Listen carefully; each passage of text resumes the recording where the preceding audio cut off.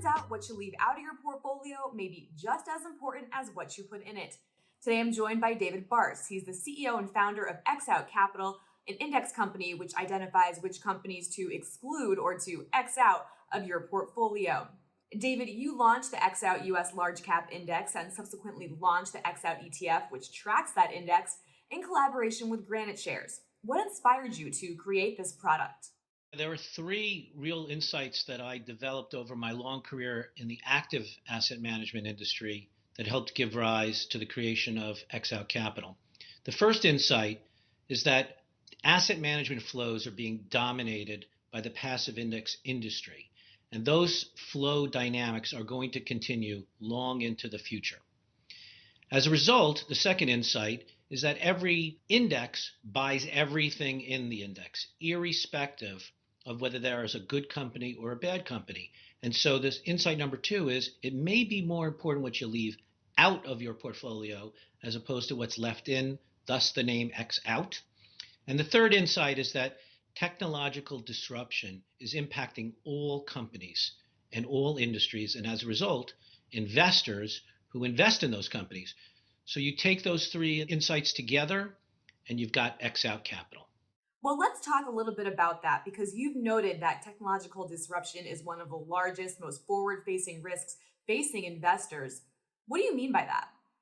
And so technological disruption is really the ability of companies to keep up with what's happening and changing in the marketplace. And our belief is that technology is changing so fast that even market prices of securities can't keep up with it. So we find that risk that all companies are facing one of the most important forward-facing risks. It's almost like that famous Wayne Gretzky quote of, "I'm always going to where the puck's going to be." And we think of technology risk as trying to anticipate where that puck is going, and we try to get there ahead of time by excluding those companies that aren't going to be able to deal with that important disruption risk. So can you give us a high-level overview of the XOUT methodology and explain to us how you decide which companies to exclude or exclude from the portfolio? We use a number of fundamental factors based upon financial information as it's reported quarterly to develop our 7 factors. I'll give you a few of them here.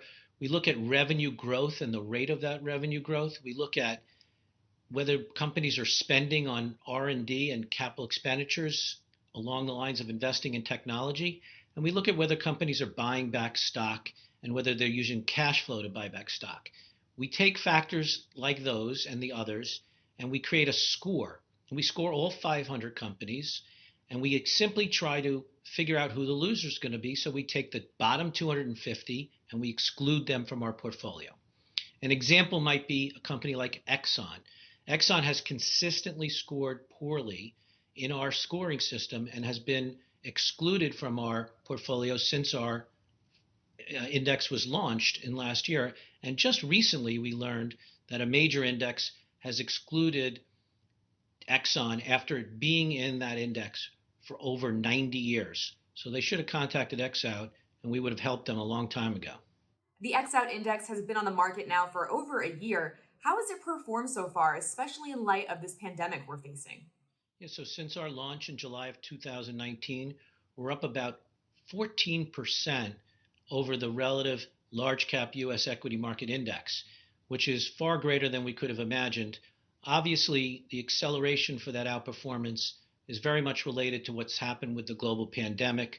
The bifurcation in the market that's occurred as a result of this, really vetting out who those disrupted companies are, has been a great contributor to our performance.